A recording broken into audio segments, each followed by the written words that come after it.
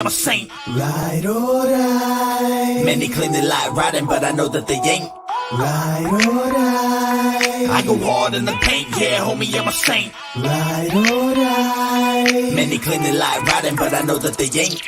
They see the red and they call me a devil, but mind the treble, let me level with you. I used to idolize rappers that paint they face, but now I rock the blood of Christ ever since I've been saved by grace. All right, guys, welcome to tonight's hour-long discussion, not a debate, just a discussion comparing worldviews between Aron and John Fisher. Once again, click the like and subscribe button if you enjoy the content. Also, special thanks to my friend Jay Payne for the cool intro music and outro music. And guys, whenever you want to begin or however you want to begin, I'll let you guys begin and then I'll fade into the background. I'll begin by saying that I have no idea what my interlocutor's worldview is, but mine is better. Well, I fully concede this debate, and we can shut this whole video down right here, right now. All right, this is a 2-minute long video with agreement. That doesn't happen on YouTube.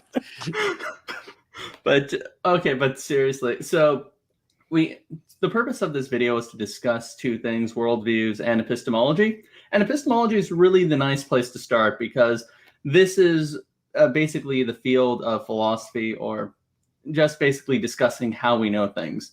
And you don't actually need to be a philosopher to actually have an opinion on philosophy, funny enough, because these are just things we just generally like to think about, how we know. So when it comes to what knowledge is, we all go from a place of looking at what we currently know and then just thinking, how do we know those things? And eventually we're going to be in one of three places. We're either going to go to a foundation with beliefs that, just don't go anywhere further down because you can't justify it anymore, or you're just going to start arguing in a circle, or you're just going to go infinitely. Now, I don't think I know an infinite amount of things or reasons to believe in an infinite amount of things. And I don't think arguing in a circle works because, well, no one likes saying the Bible is true because the Bible says so. And, when the Bible says something, it's true because it said it. So I don't think that really works that well. So I think we all just start off with the foundation and we work from properly basic beliefs. Then we just build ourselves up from there. And that's basically where I start epistemically. Aron, maybe you'd like to jump in with how you start this?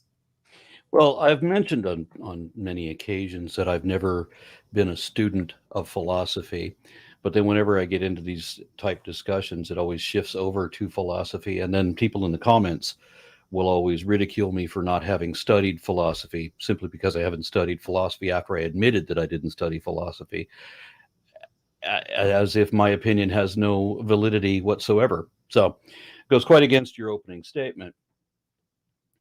I would agree that we can have an opinion that's not an entirely uninformed opinion. Mm-hmm. Certainly I've been arguing with religious believers for a long time, and the biggest, honestly, the first and biggest issue that I have with religious belief is when a believer claims to know things no one even can know, and that they clearly do not know, but right. They say that they know it anyway. It's just so irritating. I've seen the televangelist, for example, who says that I don't just believe, or there's like, God, I know that I know that I know that I know that I know that I know there's a God. Which is weird because all knowledge presupposes some belief. Like, I don't think I know things I don't believe, because belief is an attitude you have, and knowledge is, well, that's actually kind of what the whole field of epistemology is. And, as for people who belittle you because you don't formally study a field, if you look at the basics of what philosophy is, how we know things, what is the foundation of reality, things of that nature, they used to discuss this in ancient Athens before it was this formal discipline. Even Socrates himself, who is well regarded among philosophers even to today, all he did was ask questions. They killed him eventually, but he asked questions. And that's usually where you start off from. And by asking questions, he actually revealed that the people who claim to know a lot of things really didn't know a lot of what they were talking about. Yeah. Yeah. So that's really where you have to be as a a student of philosophy. It's basically, this is how I kind of see it. It's like a field of research and development for all the other fields. Because where does everything start from in every other discipline? It starts as a philosophy of something. Darwin published in a field of natural philosophy. You look at psychology, that was also started in philosophy with guys like William James. And usually, as soon as these fields blossom and develop, they're made use of by these other fields. Even science uses a philosophy of science. So there's always something for everyone. And yeah, it just basically starts with asking questions. And that's usually the kind of mentality I have to the discipline as a whole. And if you're not really interested from a perspective of asking questions and exposing yourself to new beliefs, then I don't really think you're honestly doing philosophy. And if people belittle you because, you're not familiar with the discipline, well, I don't think that they're being really faithful to its origins. Like, it's a matter of encouraging people to ask questions, not just, belittling people for what they don't know. So the nice thing from my perspective is at least I have all of these discussions on video. And so I can show that it never turns out as bad as my skeptics, or my critics rather, would like to say. I mean, I was in Speaker's Corner, and some Muslim apologist found out that I was in Speaker's Corner. So he rushed down there to give me his latest word salad argument, wherein he misdefined his own terms. Now, I told him I don't study philosophy, so I'm not going to understand what these terms are. And so he gave me, with like swapped or not even swapped, but just completely inaccurate definitions. And I don't know what he's talking about, but he's telling me which category do I belong to as he's defined them. Right. And so I leave the place. And of course, all the Muslims say that I was destroyed. I don't know how you're destroyed when you don't even get the impression that the guy presented an argument. When you walk out of there thinking that guy was an idiot. How can you have been destroyed? But then when I get home and I get all these messages saying, "Hey, we saw you with this guy. What's wrong with him? He doesn't know his own terms. He got his own shit wrong." Right. And then there was another time when I was arguing with a philosophy professor in a seminary school, and he was the most pompous, arrogant, self-superior person I'd ever encountered in my life. You described half my professors. To all my professors watching this, I'm sorry. Please don't fail me retroactively. The beauty of it was that this was recorded not by me, not for my channel. It was recorded by one of his students and was uploaded to that student's channel. I eventually copied it over to my own channel just to make sure that it didn't get deleted. But virtually all of the comments, all of them, on his own student's channel. We're talking about how he's backpedaling, how he's making shit up, how he can't agree on his own terms. What the hell is he saying? It's all word salad. He's all being defensive. Honestly, I did the least talking in that interaction than I've ever done. I asked one or two questions and I listened to 5 minutes of bullshit from this guy. And according to the critics or the comments from his own students, that's what he was giving. And the commentary was so bad that he then challenged me to a formal debate later on. I didn't allow that debate to happen because he kept making false accusations, saying he was saying that I was abusing his students, and so I had to present email records to show that the student contacted me. And so that and here's the content of our interaction. So nothing this guy said it actually happened the way he describes, and he's not going to stop making the accusations, and I'm not going to let the debate be all about me defending against this false accusation of something I never even did. Right. So we're not going to do that, and so that's why that debate never happened. Well, here's hoping I might do a better job of convincing you that there is actually something to this area that's interesting, rather than being a pompous person. So yeah, I'd like to throw out just two more examples, just for people to understand where I'm coming from on this. Can we break even with one? Can I negotiate? I'm kidding. Go for it. Recently, I mean, a few months ago, I got into a discussion with a handful of Muslims where my thought is they're going to present their case. And very often I have this debate or not a debate, it was just, I do these videos like, okay, present your case. Why do you believe? Convince me of why you believe. And they never do. Instead, it's always questions for me. You can't prove there's no God. That's your whole argument, is it? Oh, are you referring to your exchange on the Thought Adventure podcast? I'm sorry? Oh, are you referring to your exchange on the Thought Adventure podcast? I've done a lot of them. So there are 3 Muslims. One of them has a red hat. I don't remember. There was one thing where there were 3 Muslims, and they wanted me to agree to a necessary being.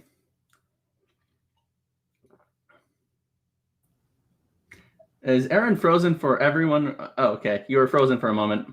I was frozen. Yeah, I just saw nothing on my no. There was no picture for a moment. I don't know what that was about. Oh, But anyway, there was these 3 Muslims, and they wanted me to agree to a necessary being. gotcha. Okay, and so I know already that they're going to try to make whatever the necessary being is into their God. Right.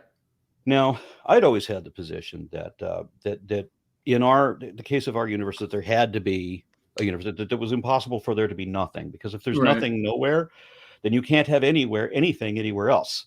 Mhm. So you've either got nothing anywhere, period, or you have to have something. So that was Mhm. my thought. Right. But then I remembered, as we were talking about, they're trying to get me to establish this like position Mhm. where suddenly I'm speaking for all of science on a subject I don't even study, because we're talking about cosmology. Where did the universe begin? Right. And I keep telling them, okay, so I don't study philosophy and I don't study cosmology. You don't want to talk about evolution. You don't want to talk about anthropology, something I'm actually trained in. You want to talk about the things I've already told you I don't study. So there's that. But on this necessary being they wanted me to accept, I knew that they were going to try to turn that into their God. So I came up with the idea. Oh, I'm sorry, I couldn't speak for science, so I knew that that Sean Carroll, who I'd interviewed a couple of weeks earlier, had just said that there could just as easily have been absolutely nothing as something. And so, well, he's the authority. He's the professional cosmologist, right? He studies cosmogony, all of this astrophysics. So he's going to be the authority over me. I don't even study the field. I certainly can't be the voice representing the science. And when I point that out, well, then they get all upset because, well, what is my personal opinion? Uninformed. That's what my personal opinion is. Oh, I see. That's why I should have. But prior to remembering about what he said, I was trying to walk this through, trying to be as generous as I can to let these guys take what I could see was going to be debate. I said, so if there has to be something, if there has to be nothing instead, if there has to be something instead of nothing, then what would the necessary being be? First law of thermodynamics: nothing can be created or destroyed. The universe is eternal. Again, Sean Carroll says that as well. So I say, then we have to have always had matter and energy. Let's just call it material energy that has to have existed. I know a number of cosmologists that say that some form of matter and energy, maybe universal wave function as well, always existed. They are eternal in some state. Okay, fine. So we'll go with that. And I knew that if I tell them that I accept dead material, they were going to turn it around to say that dead material is their immaterial living intelligence. Oh, so I remember this discussion, and I really came in here prepared to discuss, something else, and it might be a little more in your wheelhouse, but we can discuss the contingency argument, and I could kind of help you get the gist of understanding how it actually leads you to God.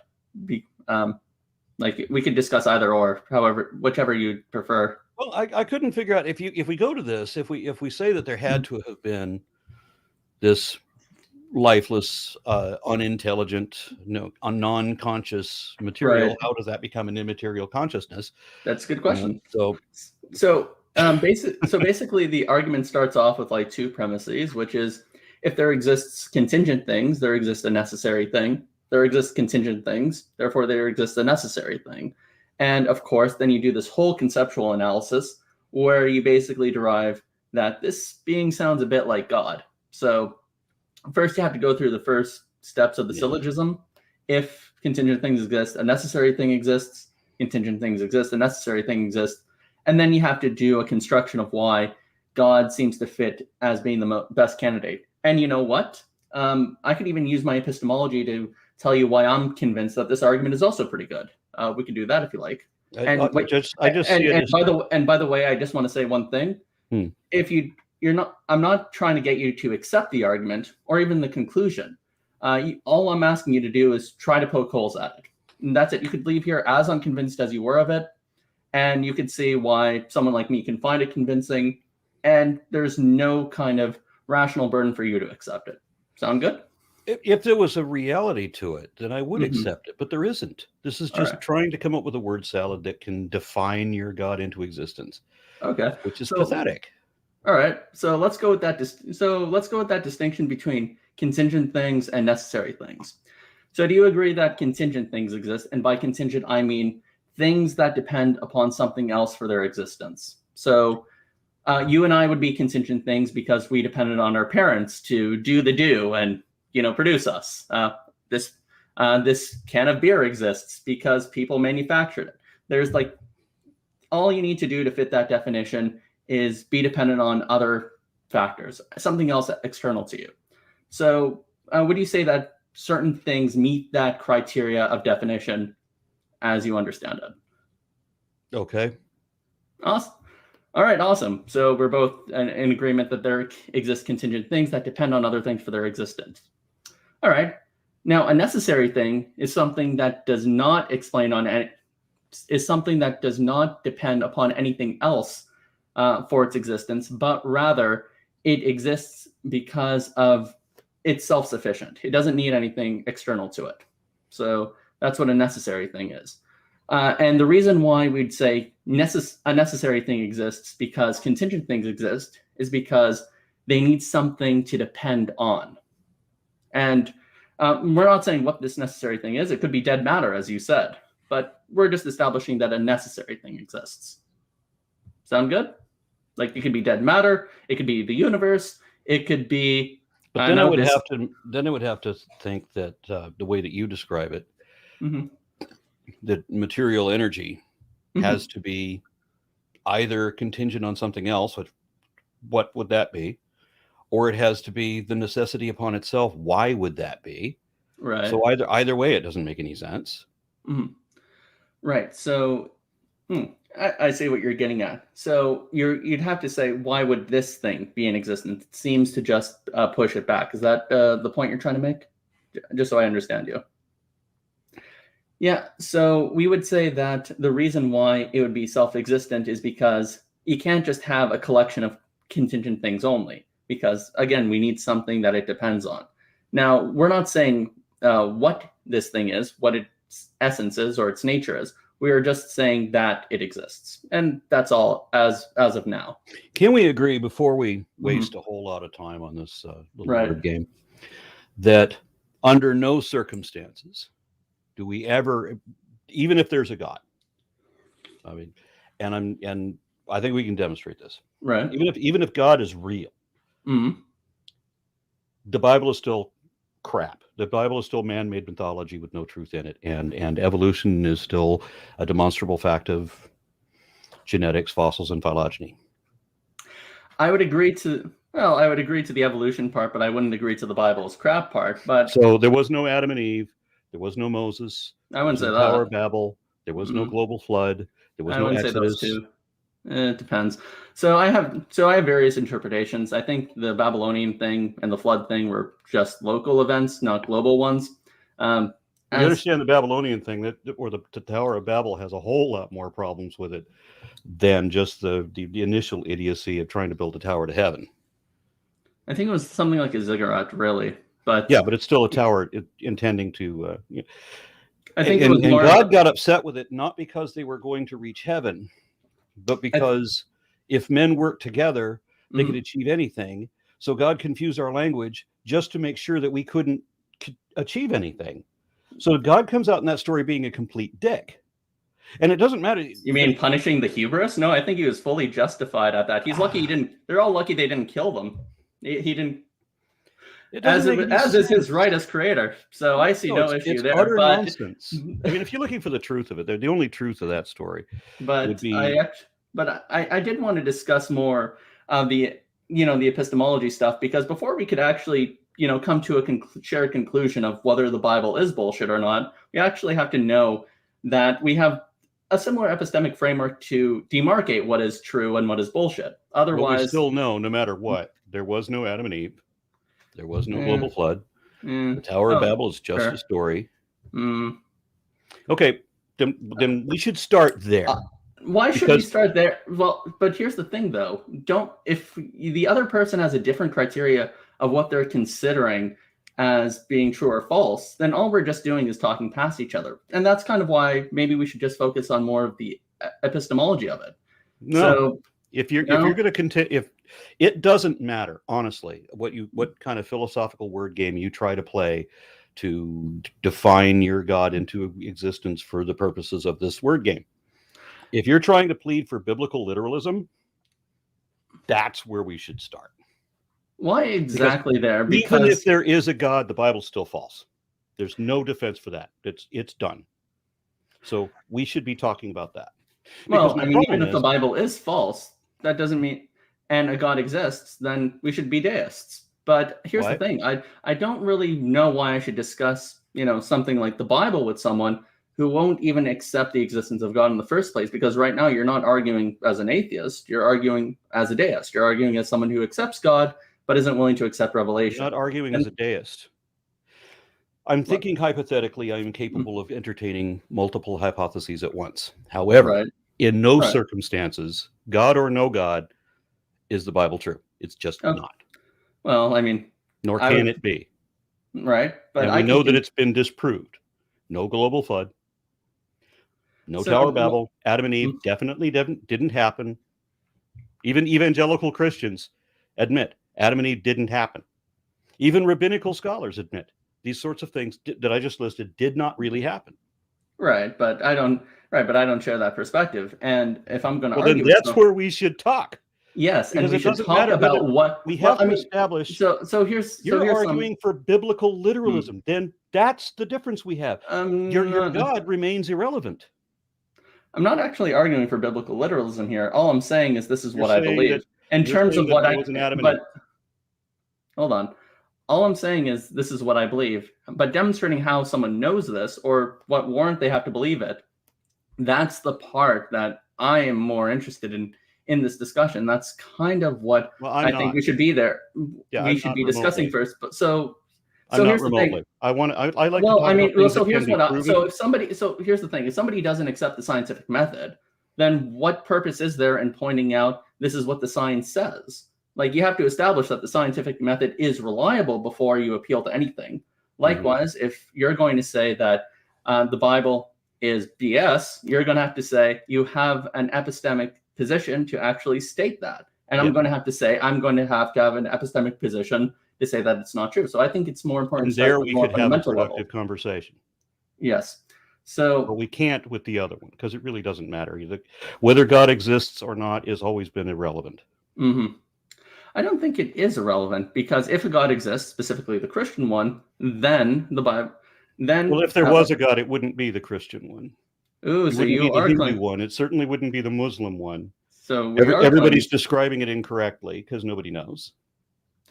yeah, but at that point we're going to go with our epistemology. So so the argument that you're presenting me is because there's a disagreement in religious beliefs, ergo we don't have any foundation to establish a religious belief. But No, because the Bible is false, and we can prove the Bible is false, Mhm. then we don't have to. We cannot believe in the Bible God. And the thing that I constantly say Well, is that I'm not- religious believers will try to avoid the biblical topic to talk about this other philosophical thing because that's the one venue where they think they can sound like they've got a case. But you really can't. And it's like when they argue about creationism versus when they argue about evolution. right. I have been offering for more than Mhm. 20 years now to prove evolution to your satisfaction. And believers run screaming from that challenge once they realize that it's legitimate.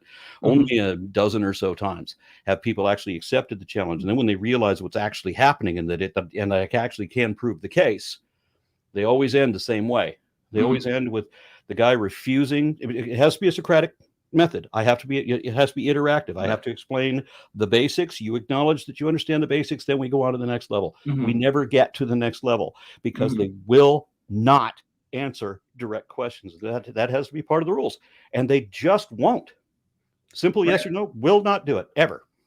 Right, but notice that this started with me asking you questions about the contingency argument and moving on to this, and then I'm just trying to move it back to something more fundamental because I think this is really where it needs to go to No, I know, but it's not. epistemology. And So when okay, I'm but trying to here's argue, well, when I'm trying to here's argue my with, so here's my question. Let's assume that we can't take the Bible literally, because taking the Bible literally as an inerrant document leads us to all these absurdities. Fair enough. that's There- all that it leads to. Yes. let's grant that. I'll grant that for the sake of argument. Okay. There are various theologians who are even willing to accept and argue that position and still say that Christianity in some sense is true. They'd still say that Jesus rose from the dead, for example, and That's why I they'd don't still deal with. and they'll still say that, and they'll say that the Bible is just a collection of narratives kept alive by the Christian tradition that over the years has just improved. And this is just one way of going about it some Protestants take. And if you've demonstrated to me that the Bible is not as inerrant as I think it is, then I'd probably move in more that direction. But as it stands, I'm more interested in the epistemological discussion, because this is really the basis of how we demarcate what is BS and what isn't BS, what is true and what isn't false. That's what I'm more interested in. Yeah, one of my teachers she was working for the Human Genome Project, and she was also a Christian. So she says that she was working some workshop at her church to try to unify the faith and science. And she wrote me this nice thing in an email, not knowing that I was going to end up using it. But she's describing how she realizes that Adam and Eve and Noah's Ark and all of that, those are just folk stories that, made up by people and that worked their way into the Bible because of, human foibles. But she doesn't try to prove all of that because it's all nonsense. So she believes in it, in what she would consider a higher version of Christianity, as would Francis Collins and Kenneth Miller and a whole lot of other people. So I don't argue this loftier version of Christianity, because the thing that I find is that they can't distinguish doctrine from deity. And that to me, that amuses me. Right. They can't let go of the Bible. The thing they actually worship is the mythology, the book. Their God is a book. They can't say, well, maybe the book is wrong, and accept the God. And if there was a God, the book would still be wrong, because the book's wrong anyway. Yeah, so I'm just going to accept the scripture inherently as, a prima facie belief, but I think just by demonstrating it's false doesn't show it's, a firm defeater of Christianity as a whole. That's all I'm saying. What is the purpose of it then? Well, the purpose is it's supposed to be a continuation of tradition that's handed down from Christians in past century to today. And handed down from Jews who were not Christian. Well, actually, we see it as like a lineage from the saints of the Old Testament to the New. We see there's a continuity in community. Except that you don't have that, because you have actually modern Judaism. You have all these prophecies that their Messiah was supposed to have fulfilled. Just Jesus fulfilled none of them, with the singular exception of having been Jewish. Well, let's see. How about in Isaiah when it speaks about the Messiah being crucified? And certainly that doesn't refer to the nation of Israel, as most Jews try to. Where in Isaiah, when you're talking about the Savior being the suffering crucified? Servant? Because okay, I'm trying to remember that verse. So the suffering servant basically describes someone who it pleased God to punish him for on behalf of our transgressions. That's the specific verse I'm referring to. So there's that one to consider, but I was going by the messianic prophecies. And I think that is one. That's I don't think that is one of them, because it would have listed it. So I'm listening to this rabbi go over all, because I want to double check this. It's not just what I read, because can I make it sensible? So I'm listening to somebody give a lecture about this to make sure, is this the actual Jewish interpretation of it? Right. And the Jewish interpretation is, no, that's not one of the criteria. That the fact that he was Jewish, that's it. That's the only thing he met. And even that is arguable, because you've got two different genealogies, and one of them goes through Joseph, who isn't even supposed to be a blood relative. Actually, they both go through Joseph, and Mary is herself considered to be of the seed of David, according to Paul and the tradition. Basically, there's a Levirate marriage, and it's documented by Julian Africanus in I think in the 2nd or 1st century. But in any case, I actually you have these Jews who have these long messianic prophecies. all these things that Jesus was supposed to do. He was supposed to unify the country. He was supposed to unify all of mankind. He was supposed to be the sovereign leader of Israel, and none of these things ever happened. And it was supposed to be somebody who either cannot die or was not supposed to die and come back. He was not supposed to die. He was just supposed to do all of this during his one and only life.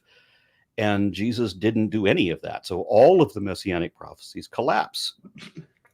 Yeah, a few things. One, Israel has always understood to be the spiritual continuation of those who believe in Christ and of course believe in God. Even Paul says, what was it exactly? Not everyone is in Israel is of Israel. Israel has a long history in the Old Testament of going away from God, worshiping idols. It usually takes a small remnant to bring them back. And even Paul himself speaks of a remnant remaining. Secondly, even if you look in the Old Testament, there is no by the way, this is a messianic prophecy portion. Usually that's something that's inferred by later Jewish tradition. And in terms of Second Temple Judaism, there wasn't like one Judaism that became modern Judaism. There were the Pharisees, the Sadducees, the Essenes. The Christians were just like one of them. And the Christians just continued on their own tradition and had their own interpretation of what the Messiah is and what he does. And other Jewish sects had very different ideas of their own religion. The Sadducees didn't even believe in an afterlife. Hence, they were sad, you see. Okay, so you're not amused. Yeah. But did they not also understand, as the Greeks before them did, that so you're dead in the afterlife, just like the old Greek concept of hell. People go to hell, but it wasn't, or Hades rather, and they weren't being tortured for their sins. I mean, there's just good and bad people. They all went to Hades, or they all went to what was the land of the dead under Aristotle. But they're in either case, they're basically not conscious. Right. So they're still dead. Technically there's no afterlife. But they all believe, even the Sadducees believed that life was animated by a supernatural force. Right. So what's interesting, though, is if you look at the parable of Lazarus and the rich man, I do agree with you that both the wicked and the righteous went to the same place.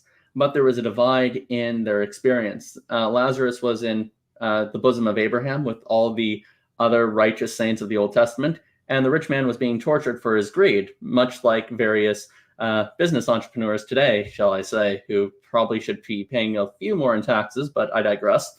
I think we could both drink to that. We could both agree. I think it sounds like we would both agree that American evangelical Christians are not following Jesus in any sense. Yeah, I mean, Jesus obviously isn't the GOP version. Yeah, narrow is the gate, am I right? But no one. Yeah. And render unto Caesar and so forth, and bring me. That was a beautiful video. I wish I could quote it all. Called GOP Jesus, and it shows Jesus starting to say many of the things that he famously said in the Bible, but then it changes into the Republican platform stuff. Right. So whoever brings the little child into me, maybe letting in drugs. Or vagrants or something like that. Yeah. Well, yeah. I mean, it's there's a great encyclical by Pope Leo, and basically he, when he was trying to speak on the fact that many socialists were revolting, he said, "Yeah, socialism is bad, but you know what? All these rich capitalists are the ones who are aggravating this because they're obviously mistreating their workers and not paying them right." The understanding is that workers, yes, they have an obligation to work, but owners have an obligation to pay them a living wage. That's the understanding. And I think in the Old Testament, it even says that violations against the poor are, what is the exact phrasing? A cry of vengeance, demand a cry of vengeance from heaven, something like that. So, yeah. And another problem when we talk about politics is that, much like with religion, people have a tendency to see things in dichotomies. Everything's in black and white. True. So they think there's only left and right means good and virtuous, and left is just all kinds of evil. And while I would not call myself a centrist in most things, I definitely would not be on the middle of the fence. I'm definitely in the left. But I still think that runaway socialism would not be ideal. I think runaway capitalism, however, I think what we're in right now is actually worse, because runaway capitalism just rips up everything for everybody. So except for, whoever's going to make the most in the next fiscal quarter, and that's about it. I would love to see social programs, regulations, restrictions, and so forth, along with capitalist free market and so forth, holding each other in some kind of a balance, which we don't have in the United States, but they do have in Europe. And I would also point out that debt is probably one of the worst things you could do to a person. And people tend to look at the Old Testament and slavery, but there is a kind of slavery that is alive today, which is debt slavery, where people are constantly kept in debt to big corporations. They have to pay off bills that are constantly over their head. And that's basically a way of keeping people in line, especially university students who are graduated, who need who need time and money to actually invest in their own families and invest in the common good of society. So I would also add that this is exactly why cultures were always very pessimistic towards usury in the past, and that same sort of attitude should still be around. And then we have this other issue that, if we can't talk about the idiocy of the Bible, which is full of absurdities, atrocities, inconsistencies, and contradictions. There's literally no truth to it. There's very few passages that could be excused as passing for wisdom throughout a whole bunch of savage nonsense. But beyond that, we have the crux of the belief system, which is no defense of it. It's the idea that if you believe, then you may be saved. But if you don't believe, then it doesn't matter. It doesn't matter how evil you are. All your sins can be forgiven if you but believe. But if you don't believe, then it doesn't matter how good you are, because the only sin that will not be forgiven is the sin of disbelief. So an eternal, infinite punishment for a finite thought crime is wholly unjust. So it's the stick and the carrot. And you know what? The carrot isn't even good. So heaven would be a damnation very quickly, especially when you consider the fact that you're like trillions upon trillions or trillions times trillions of eons, and there's no way to escape. There's no way to let it end. I have to disagree with you on this one. According to St. So there is a way to escape heaven. There is a way to let it end.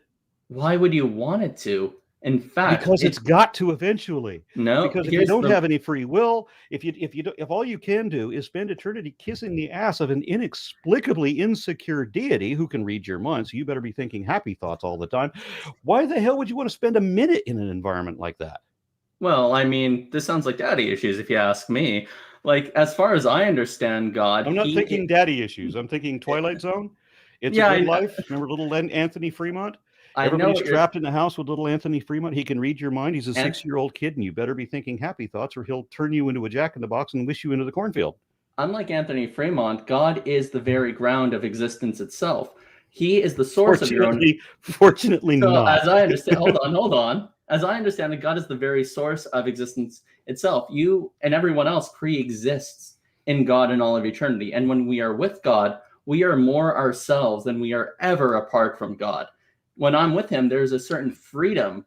And by the way, usually Americans have this idea of freedom of, I have the freedom to do what I want. I have the ability to drink beer, shoot guns, and even vote by shooting a gun on the ballot as I'm drunk. So it's kind of a freedom to do, it's a license, like a freedom to do what you want. I understand freedom as a freedom to the good. If somebody is free to do all the drugs and alcohol, and they do that, then they become less free because they become slaves to vice and to basically doing everything contrary to reason. As I understand it, when we are with God, who is the very ground of goodness and existence itself, we are more free also because he is the very grounding of good too. So you are more free because you are with him. You are not less free. Because when you are apart from him, that's when you're less free, and that's where it gets aggravating. Okay. Cool story, bro. And I say that sarcastically because it's not a cool story. It's not funny when you have to explain your jokes, just saying. But Yeah. But There's no appeal there. well, I remember there's no praying to there- God when I was 12, when I realized the first lie of the Bible was that the Bible is the Word of God, and that God is love, and that if I read the Bible, I'm going to experience the wisdom and genius of God. And of course, you can't get 3 pages into that book before you realize that this was written by an inferior being, a collection of disagreeing, interconflicting, inferior beings. This is clearly not the word of a superior being in any sense. But I remember praying to God at 12 that he should either excuse himself from the horrible atrocities that are being blamed upon him in the Bible, and explain that the Bible just got it all wrong, or he should, in some way defend how that's justified. And if he would do neither, then he doesn't get my soul. Now, I still believed in hell because I was a little boy, and I knew that I was damning myself, but I couldn't pretend to worship something I couldn't even respect. And if it's unjust, then how do you respect it? So I told him that he could, if there's no explanation there, then it couldn't have my soul. And fortunately, that prayer has been answered very clearly and adamantly in loud volume for the rest of my life, that the Bible is man-made nonsense and idiocy, and that's all. Right. So let's go to that nice verse, God is love, and I'll explain to you why love also has a very dark side, because that seems to be what you're... So you're going to defend an abusive relationship? I don't think it is abusive, and here's why. Well, if you ever look up the criteria of an abusive relationship, it pretty much describes Christianity to a T. I don't see how it does, but let's just try. If I could just respond. Hold on. Let me just respond. I do have to. I do need some time to respond. What you said. You made a lot of points against me. It should be fair that I have some time to respond to your points. So a few things. Saint Augustine brilliantly, and other thinkers in this tradition also have a very nice understanding of God's love. I've read Augustine. He didn't have an understanding at all. The man's considered to be one of the most remarkable thinkers in history. The Confessions is considered one of the greatest works of proto-existence. He admitted that he's not thinking. The man, I don't believe he. I'm not sure. I can show you the citations, but it'd take a minute to find them. I've got it for those interested who want to look for it. In any case, I do need some time to respond here. Okay. I think so. This is Augustine's point.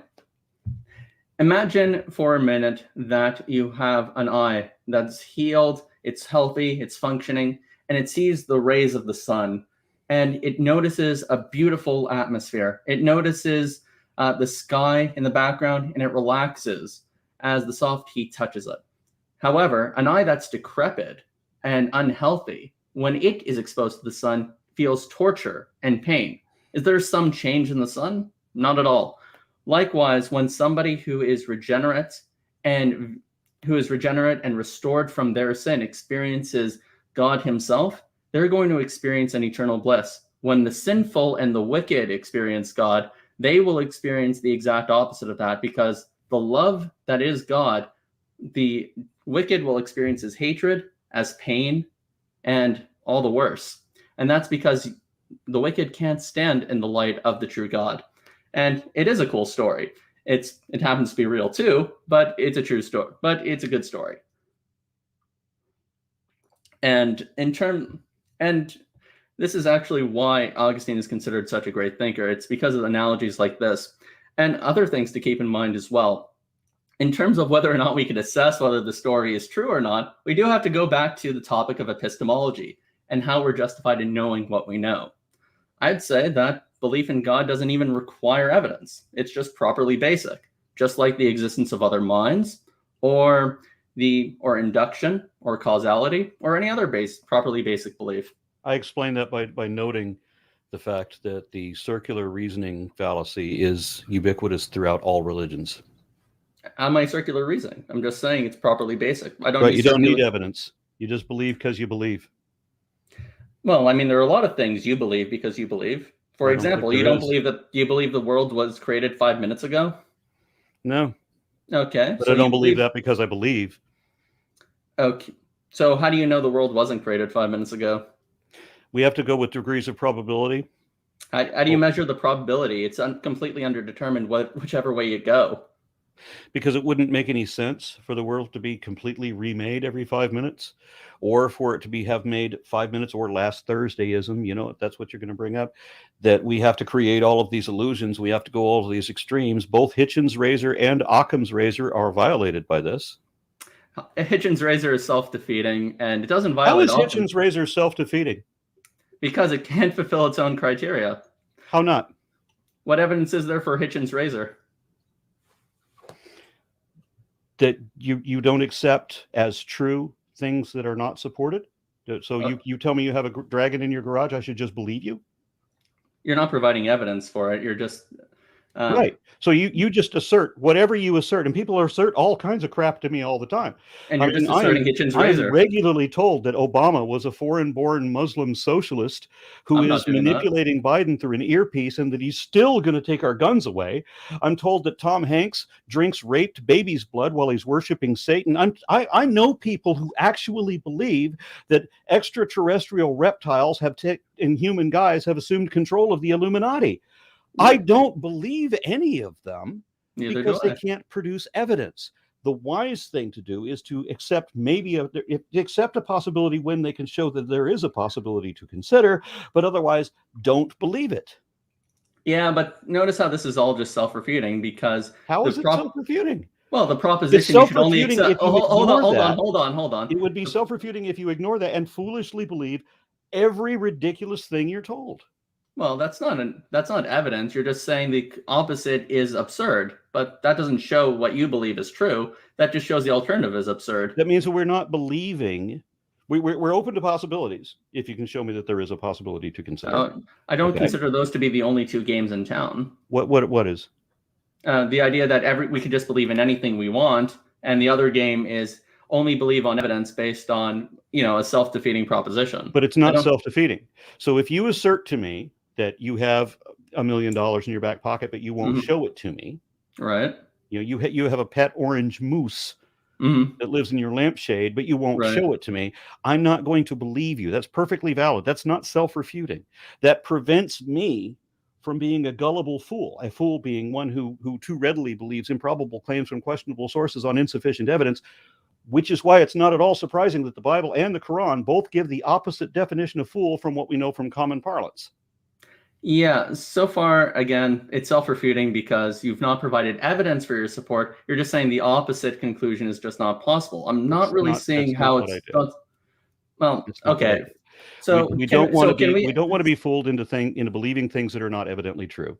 Right. To that goal, we should dismiss, or we're not going to say that it's necessarily false, but it hasn't reached the credibility to consider. An unsupported claim has no more credence than a claim that has already been proven false. Both have zero. You have to show me that there's a there. Yeah. And then then we have something to talk about. Then I have something to consider. Yeah, so far as I understand, a self-refuting proposition is one which can't stand up to its own scrutiny. So far, if you're telling me I should believe everything based on evidence, that's something that's not itself based on evidence. Guys, in 2 minutes, we'll do some short questions from the audience for like the last 10. Okay. I'm afraid we didn't get anywhere. When I argue with creationists, I have a method to show what truth there is to evolution, to get them to realize that evolution is real and a thing. But they don't ever want to look at that. They always want to change the subject to how did life begin, which is not where we're talking about, where's the distinction between microevolution, macroevolution, how much of this evolution do you accept, what animals, what kinds were on Noah's Ark. I'm trying to reason with these people, but they don't want to see reason. So they're trying to desperately pull off to the darkest issues of the distant past, to the confusing bits where they think maybe it's safe to say things, but they don't want to consider what we can show and prove and demonstrate, because they're trying to maintain make-believe. It might not have come across to everyone in this video, but I actually do have some respect for Aron Ra. I'm saying Aron Ra this time, not Aaron. I note that. Thank you. Because honestly, when it comes to the evolution debate, which is his wheelhouse, he says he wants to get at the truth, and I have no reason to disbelieve him. And frankly, when it comes to the whole Socratic dialogue thing, I agree. That's a great way of having a conversation. Now, in terms of what took place here or what transpired, I think in terms of what I was trying to do, I was just trying to keep it to epistemology because that's basically what I came here prepped to discuss. I wish we talked more about the epistemological issue. I know Aron felt that whether or not the Bible is true or not was the most poignant part of this discussion. And to be fair, this is also a discussion of worldviews. So, like, worldview is very encompassing. If you could convince me that there was a God, you'd still be at square one because the Bible's still wrong, and we still have to talk about that. That is true. But at the very least, there's one thing the Bible says that you would accept as true. So I'd have one less thing to convince you of. Ecclesiastes 3:18-21. Would you mind sharing that with us? The summation is, Ecclesiastes is saying that who knows whether the breath of the beast descends into the earth and the breath of the man ascends skyward, because men and animals, or men have because of their own vanity, refused to admit that they are in fact just beasts. And the brilliant part, what makes this one of two, maybe three places in the whole Bible that actually count as actual wisdom, is it says that you shouldn't be talking about things you don't know about, and shouldn't profess truth about things you can't demonstrate. That is true. And I also notice it calls people beasts. So that's actually pretty interesting. I do hate the button because this has been fun, like going back and forth. We completely see two different worldviews clashing, and you guys were very respectful, even with the heated at times. John, are you drinking a light beer again this time, or did you get a darker, more adult beer? Yeah. Thank you for that, James. So I'm going to be honest. This beer is actually an alcohol-free beer, but it still, ironically enough, contains more alcohol than the Coors Light. So it's still a step above. That's not surprising. I've had Coors Light. Exactly. I'm drinking at one of the local Texas or local Dallas brews. Mm-hmm. This only 12% ABV. By the way, last time I think our discussion was too agreeable, so I thought I'd probably put myself out on the ledge and kind of push the button a little. I thought, maybe our audience would have wanted to see that. And I will confess, guys, I told them to ask any questions. So some of these questions I got are off topic, but I figure we'll throw them out anyway. It'll be kind of fun. This one is a question for Aron. Can you trust an illiterate man to accurately convey the word, the most important information humans should know? I'm referring to Muhammad. Yeah, I don't think Muhammad was actually illiterate. He was unlearned. So he got all of his information from other scholars of his day. He didn't do a lot of reading, but he was a merchant initially, and he couldn't have done his business if he couldn't read. And people who are fluent in classic Arabic have assured me that it's a relatively simple language. If you already speak the language, you could learn how to read it very easily. There's only so many characters, I forget how many, and it would be easy for him to do. But the things that are often extolled as miracles in the Quran are all things, including some errors that were maintained by scholars of the time that he would have known about living in Medina or Mecca. Although the characters are rather limited, when you get into the vowel points, that's really when the Arabic gets a little more complex, because they don't have vowels like written into the word. I believe they have points to kind of emphasize where the vowels are in the word pronunciation. My understanding is that the classical Arabic didn't include those. Yeah, it was just known, I think. Yeah. Mm-hmm.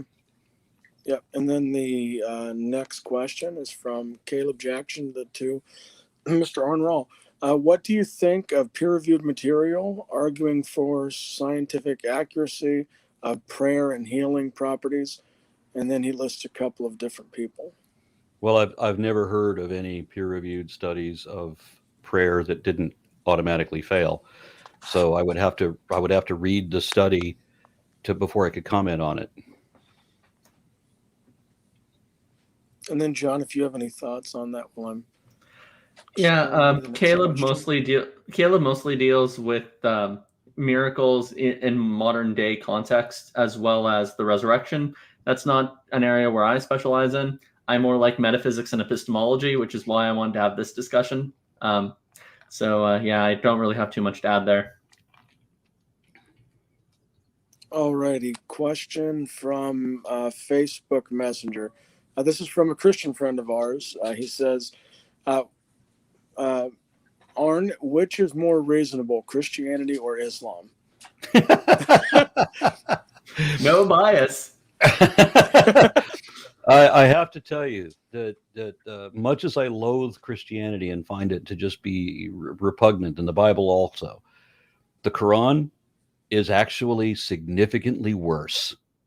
It's the Quran is the only book that is so repugnant that it makes the Bible look good. Don't we have like? Okay, you know what? I'm not going to question your judgment on that one, but I'll just leave it out there. Alrighty. Another question popped up in the chat before I get back to messenger questions. Basically, the Quran is just repeating the same threat over and over again. It doesn't tell any stories in a proper sense. You at best get the Reader's Digest version, repeated tiny snippets from the Old Testament over and over and over and over again.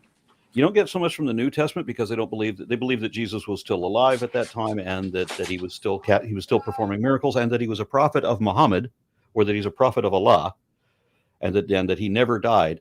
But otherwise, it was just repeating the old stories from the Torah, the Pentateuch, and so forth, again and again and again, pieces of it, with these veiled threats: believe or else. As a matter of fact, the very first of the book, as soon as it starts, believe the Quran or else, and then that message is repeated throughout so far. Yep. And then a question for John: how is divine command theory moral? Right. So divine command theory is moral because the good is grounded in God's being. So basically, you can think of God's being or essence, what it means to be God, as also being the good as well. And the reason why God commands you to do one thing as opposed to another is because ultimately he knows that he himself is the good, and he commands what is most optimal for bringing you towards him. And that's what the fittingness of the commands are based on. If God is that which nothing greater can exist, the foundation of all existence, then of course it stands to reason that he's going to command in accord what brings you the ultimate good, which not even God can change, which is his own nature.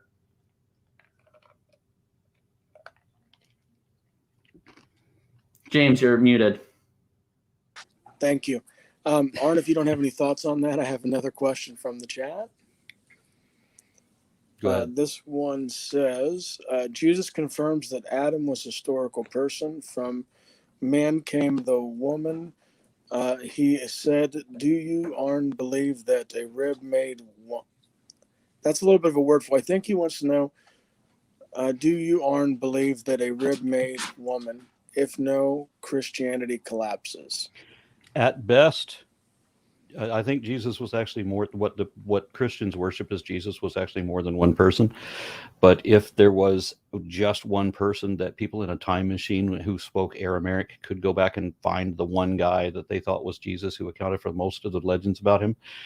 If you brought him to the modern day and showed him The Passion of the Christ or Jesus Christ Superstar, he wouldn't recognize that either of those movies were made about him. He wouldn't recognize the most important parts of it. I think Jesus, the central character that became Jesus, was a first century faith healer who was just as disreputable as any faith healer we have today, just as dishonest, just as ignorant. And yeah, he believed in the old fairy tales. He thought that Moses and the flood were real. He thought that Adam and Eve were real. We know that these things didn't really happen. There's an awful lot of things that Jesus said they were actually pretty stupid. But those are just two among them. And so, no, there was no Eve, there was no Adam, and none of that story has even a kernel of truth to it. It's adapted from earlier myths who also don't have a kernel of truth to them. They're all made up stories based on made up stories and then compiled together. Mind if I touch on a few things said there? Yeah, Please. you're good. Yeah, all right. Cool. The first thing is, I have seen Jesus Christ Superstar. I also don't want to recognize it myself. So first things first. This Passion of the Christ I actually did really like, mostly because it is based on the 12 Stations of the Cross. So I'm not going to touch on that movie too much. In terms of like if I'm going to put on like my historian hat and I'm going to say what's the most natural explanation for Jesus, I'd have to say something like Bart Ehrman's thesis that Jesus was like a failed apocalyptic preacher. If you're going to be an atheist, I think that's probably the most likely naturalistic explanation.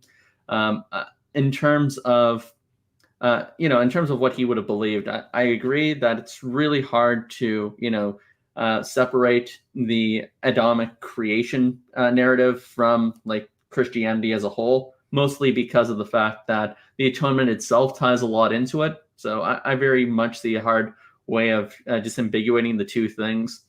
And that's just my own general opinion. Also, the only thing I'd like to add to that is that any movie in which Mel Gibson's name appears anywhere in the credits should not be considered history. That is true. The Patriot was just awful. Apocalyptica, Braveheart, Pocahontas, all of them. Pocahontas was trash. Braveheart, I still have some love for, just not as a historical narrative, but just as a movie. There was one part that was true. The very first words in that movie. Historians will say that I'm a liar. that much is true. All right, just some short housekeeping. Then I want to give the guys a chance to plug what they're doing next. One, I'm getting private messages asking why I'm not addressing or commenting on some of Aron's points. So when I'm in this spot, I'm the host, I'm the moderator, I am neutral. In this channel, I like to set up conversations one-on-one. I don't ever want like a two-on-one. I want there to be like an honest exchange of dialogues. But if you do want to see interactions with me and Aron, he's been kind enough to come on my channel twice before. Well, 3 times now. I guess 4 today. Sorry. But twice, one-on-one, we talk about evolution and some other things.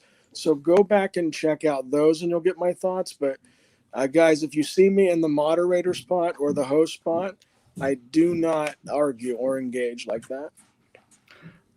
By the way, I did want to say one thing about Pocahontas. I know we both disagree on it, but had anyone ever compared you to Governor Radcliffe from that movie? Has anyone? Yeah, like has anyone made that comparison? Or yeah, when you have the mustache and the beard, like when my son was a little boy. I remember the people were saying that I looked like Jafar, but yeah, shortly after that, I started getting an awful lot of that Governor Ratcliffe crap, such that this Halloween, I'm probably going to be Ratcliffe. Okay, that's actually pretty awesome. I like how you're leaning in onto it, so kudos. All right, before I don't mind being a Disney character as long as it's the villain.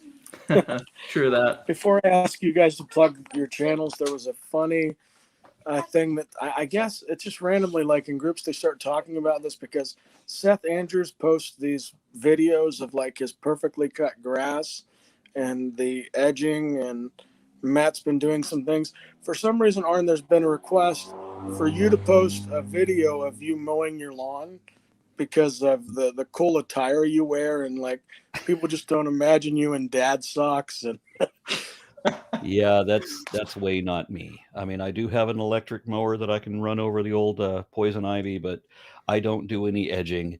I want my lawn to look like crap. I get angry. I'm hoping to move to a country place where I can park my Jeep in the yard and the city won't give me trouble about it. This is what, yeah, I also hate homeowners associations as well. So again, no disagreement. All right, guys. So starting with John, and then we'll go to Aron. John, what do you got going on? My name is John Fisher 2.0. I'm the host of Original Wind Productions, a small Catholic YouTube channel. I mostly deal with questions internal to the Catholic faith, but sometimes I like to come out and discuss things with Muslims, non-believers, atheists, Jews, whatever. If you have some religious belief that disagrees with me, I will talk to you, because we can't put you under the Inquisition anymore, but I will talk to you.